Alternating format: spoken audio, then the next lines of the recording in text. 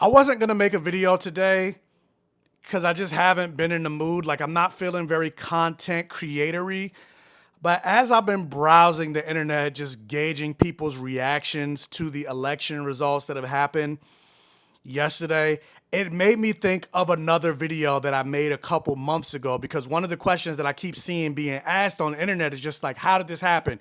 How is it that we elected a convicted rapist, felon, racist, whose entire campaign was even more racist than it was in 2016? And to marry this topic with my content, which is comics and fantasy, one of the main questions that a lot of people have within comics, especially Marvel comics, is why is it that people can like love the Avengers or love the Fantastic Four but hate the X-Men? It doesn't make sense. Well, what happened yesterday shows why that still happens to be the case. And so I'm going to re-show and repost the video that I did a couple months ago. Hopefully you watch, like, share, comment, interact for the all gay rhythm. So enjoy, and here's the video. Love your content. Question: why are not all superpowered beings in Marvel vilified like mutants? Many members of the Avengers got their powers in secret. How do the hate groups know who's who? And interestingly enough, this is actually a comment and question that does come up a lot with regards to the Marvel Comics universe, where you have characters like the Fantastic Four, and people love the Fantastic Four, but they hate Cyclops. And how do you know the Fantastic Four aren't mutants versus Cyclops? How do you know Spider-Man isn't a mutant versus Wolverine, et cetera, et cetera? And yes, when you think about it on a surface level like that, it doesn't make sense, right? And it's not supposed to make sense, because even think about it from a real world perspective.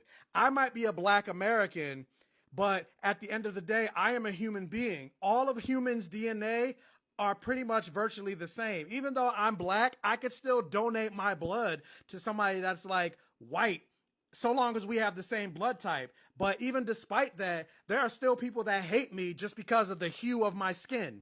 There are people that hate me because of who I choose to go to bed with at night, which has nothing to do with them. And it doesn't make sense. Just like mutant racism doesn't make sense. But on a much larger scale, you also have to think about it, which also correlates to real world racism as well.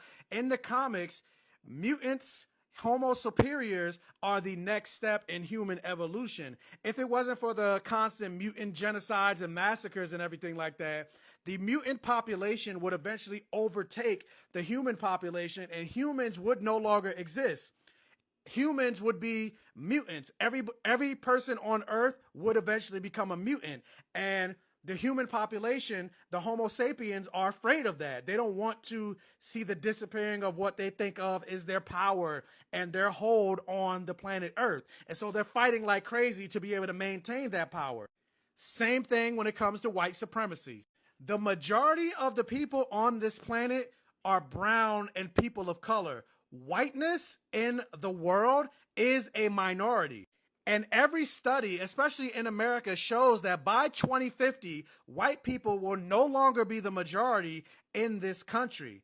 And that scares a lot of white people and the white power structure in this country. And I believe for the first time in American history, since we've been doing the census, the white population actually decreased in the 2020 census.